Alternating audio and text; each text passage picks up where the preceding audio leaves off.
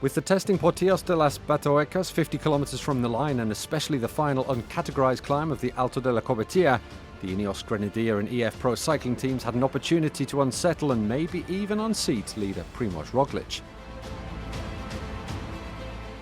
Strategies were already in evidence on the first climb of the day when a group of 34 riders broke clear. Movistar had 3 men up front, and there were also a number of potential stage winners in the breakaway. The likes of Davide de la Cruz and Guillaume Martin could also give their general classification positions a major boost.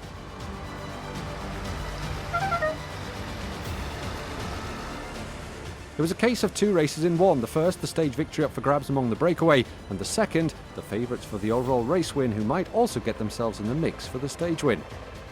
At the top of the day's second climb, the Alto de San Miguel de Valero, the leaders had 3 minutes on the peloton, headed by Roglic's Jumbo-Visma team.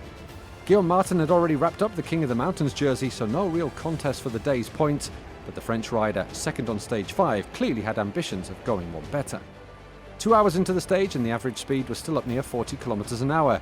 Jumbo-Visma's Robert Geesink kept the tempo high at the front of the peloton to ensure the breakaway group's lead didn't become unmanageable as they began the climb of the Alto de Cristobal, less than 80 kilometers from the line. The Movistar team moved to the front of the peloton heading into the final 50 kilometers. As expected, Marc Soler accelerated away 29 kilometers from the summit as the breakaway group started to splinter one by one. Eviti then bided his time as he waited for Soler to try and bring his Movistar teammate into the breakaway group. The peloton was now less than 2 minutes from the leaders. Soler eventually joined the front group 19 kilometers from the line before Gino Meder, Mark Donovan and Jon Izagirre launched an attack. They quickly built a lead of some 40 seconds on the breakaway group, enough to convince the peloton to not continue the chase, and that advantage was up to 3 minutes at the foot of the Alto de la Cobertura.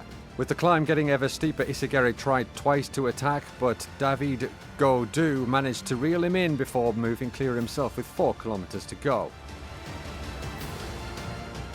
Further down the road, Hugh Carthy attacked, but Richard Carapaz had the legs of the British rider, and the Ecuadorian pulled away with just 3 kilometers remaining. Gaudu, though, was not for catching, the Groupama FDJ rider claiming his second stage win of this year's Vuelta. Meanwhile, Roglič was under pressure. It's about how much time Richard Carapaz can take.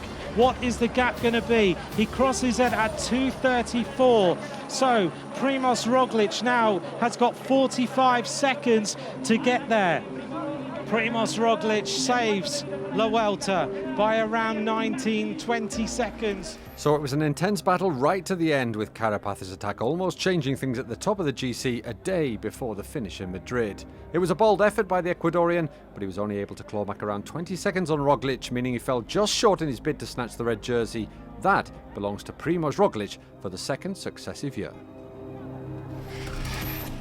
After winning stage 11, David Gaudu doubles up with a prestigious win, which also gave him a major boost in the general classification. So Primož Roglič will have an enjoyable Sunday in Madrid thanks to that 24-second lead over Carapaz. It's a first podium finish on a major tour for Hugh Carthy of the EF Pro cycling team. Primož Roglič also takes the points classification of this 2020 Vuelta. Guillaume Martin wasn't able to get the stage win, but the Frenchman can console himself with the King of the Mountains jersey. And Enric Mas is the best young rider on the Vuelta, with Gaudu moving ahead of Russia's Alexander Vlasov.